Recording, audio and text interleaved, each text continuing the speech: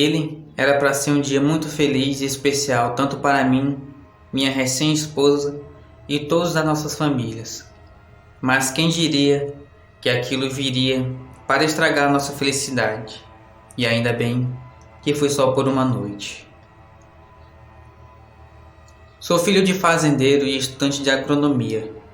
Conheci minha esposa em uma das aulas práticas da faculdade. Ela é belíssima. Foi paixão à primeira vista. Depois que nos aproximamos mais, tive coragem de chamá-la para conhecer nossa fazenda.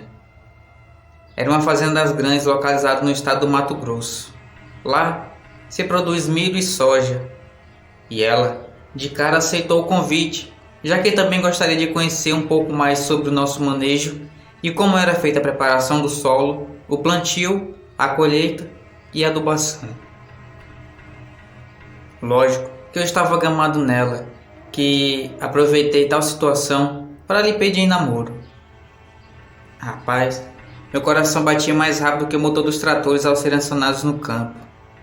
E a graça de Deus caiu sobre mim naquele momento em que eu lhe fiz a pergunta. Ela aceitou sem pestanejar. Cheguei na sede da fazenda praticamente saltitando igual um boi no rodeio. Lógico que não foi assim tudo de primeira.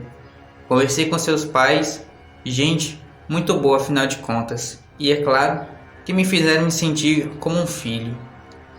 Meus pais da mesma forma, e meu pai ainda foi mais ousado. Tá bem. Ela será muito bem-vinda à nossa família, meu filho. Agora eu te peço que não deixe de colher e nem de preparar o solo, porque senão a gente vai ficar sem produção esse ano, viu? Claro que ele falou aquilo na brincadeira, afinal de contas, ali era minha casa e desde criança eu fui acostumado a gostar daquele ambiente que é o campo. Passou anos e nós namorando e fazendo planos. Nossa principal ideia seria casar na fazenda, já que era um ambiente calmo e o padre era nosso amigo. Depois de tempos planejando toda a festa e celebração, foi marcada a data do casamento. Seria um sábado, dia em que todos da família de ambas as partes estariam livres de algum compromisso. Antes do dia do casório na fazenda, teve a tal de despedida de solteiro. A dela foi com a família na cidade, se divertindo, e eu, bem, acordei às 5 horas da manhã e fui para o campo arar a terra. Era uma sensação tão boa estar dentro do trator em meio a toda aquela poeira que perdi a noção da hora. Quando dei por mim, meu pai já estava me ligando perguntando se eu ainda estava dentro da fazenda ou tinha invadido outra de tanto arar a terra. Meu pai, sempre brincalhão. Respondi que ainda estava em nossas terras e só iria terminar um único pedaço e iria voltar para casa. Quando eu cheguei, tive uma boa surpresa. Meu irmão, que há dias não via, tinha chegado com sua esposa e seu casal de gêmeos. Foi uma festa, mas como eu estava cansado do dia todo trabalhando, fui dormir e só acordei porque estavam me chamando. Durante o resto da manhã e início da tarde, foi a preparação dos homens. Eu, tão nervoso, nem sabia direito colocar a gravata. Minha mãe que me ajudou. Quando eu terminei, saí até a parte de fora da casa. Os tratores estavam todos de frente para a saída com os faróis e os piscalhas ligados. A colheitadeira havia sumido, mas logo eu saberia onde ela estava. Os convidados iam chegando e na estrada de terra só se via o poeirão dos carros.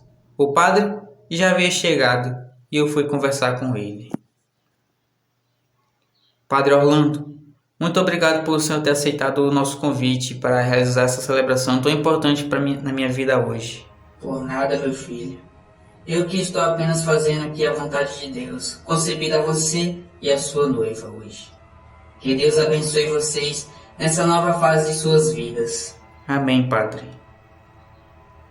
Voltei para dentro de casa e meu irmão também tinha sumido. Quando minha mãe me chama para se preparar para receber minha futura esposa. Meu coração só faltava sair pela boca e sair pulando feito um boi bravo em meio ao campo. Quando na entrada da fazenda, eu escuto a buzina de nossa colheitadeira. Saindo em meio à poeira avermelhada, vinha ela.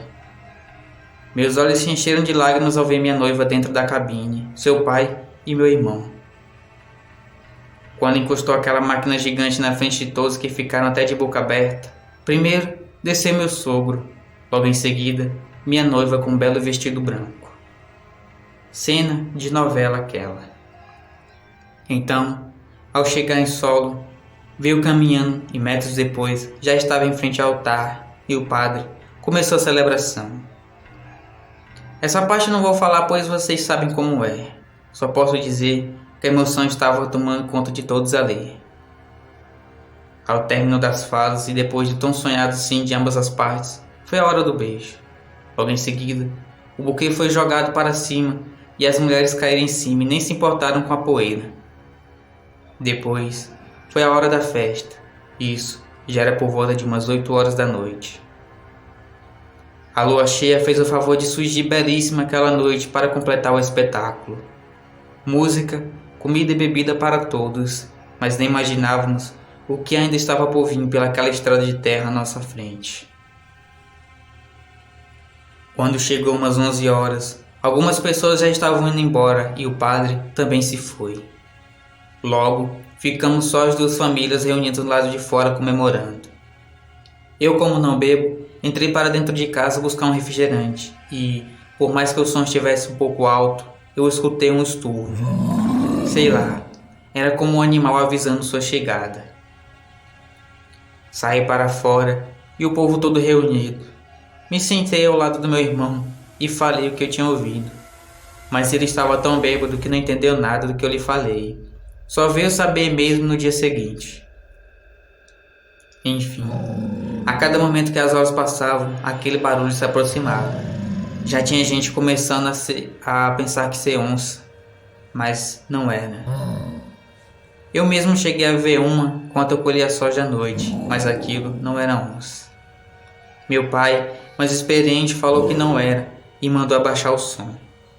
Foi quando um dos meus sobrinhos disse que tinha um boi nos olhando lá na porteira.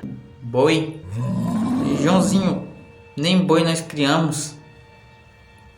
O menino insistia que era um boi e quando olhamos, o suposto boi havia sumido.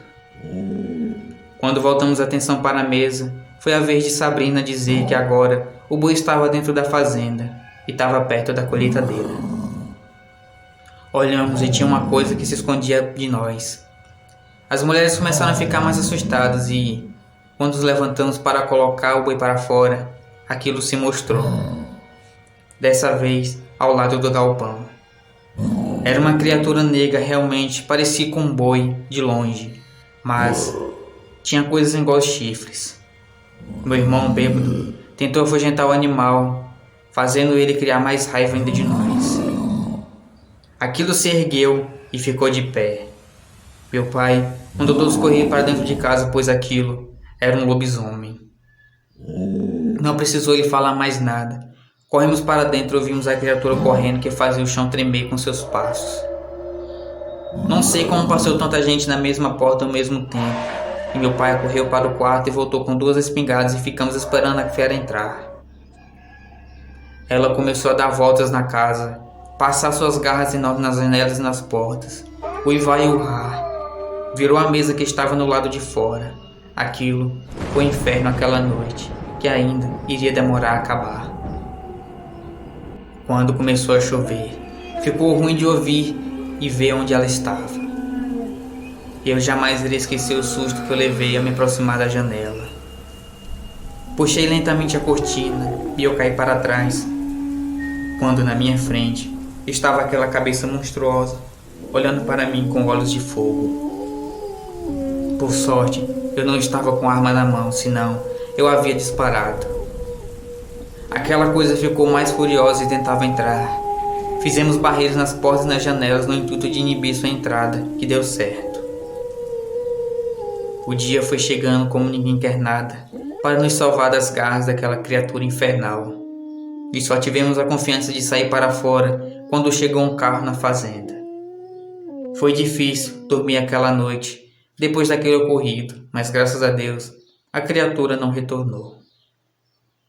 Ainda hoje, nos questionamos o porquê daquela besta infernal aparecer em nosso casamento. Era alguém que estava lá?